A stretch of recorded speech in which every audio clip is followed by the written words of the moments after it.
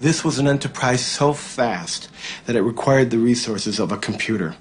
But in 1933, there was no computer. What there was the IBM punch card system, which controlled and stored information based upon the holes that were punched in various rows and columns. Naturally, there was no off-the-shelf software as there is today. Each application was custom designed, and an engineer had to personally configure it. Millions of people of all religions and nationalities and characteristics went through the concentration camp system. That's an extraordinary traffic management program that required an IBM system in every railroad direction and an IBM system in every concentration camp.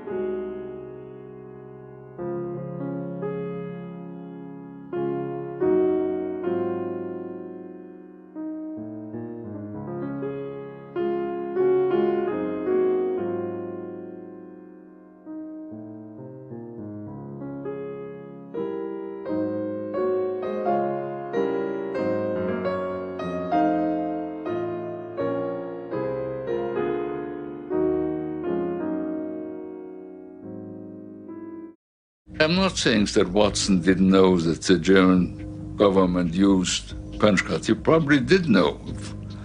After we had very few customers. Watson didn't want to do it. It was not because he thought it was immoral or not, but because Watson, with a very keen sense of public relations, thought it was risky.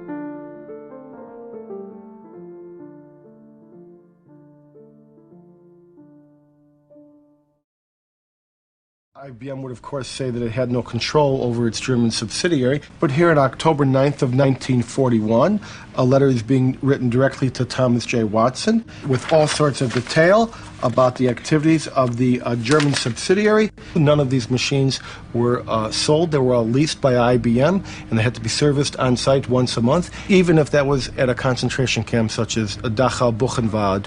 This is a typical contract with IBM and the Third Reich, which was instituted in 1942.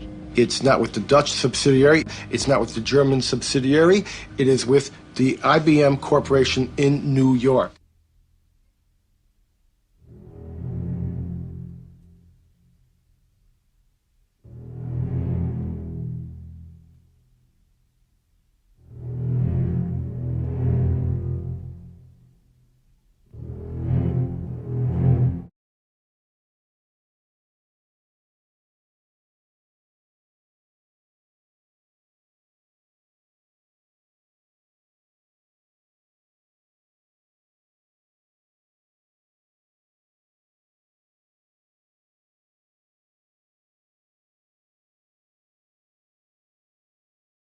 This is a typical prisoner card.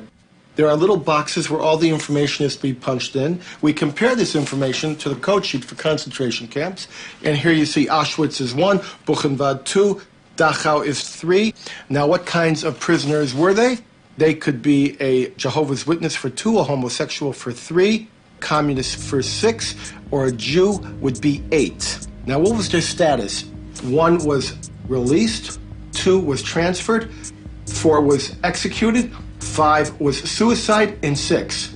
Code 6. Sonderbehandlung, special treatment, meant the gas chamber or sometimes a bullet.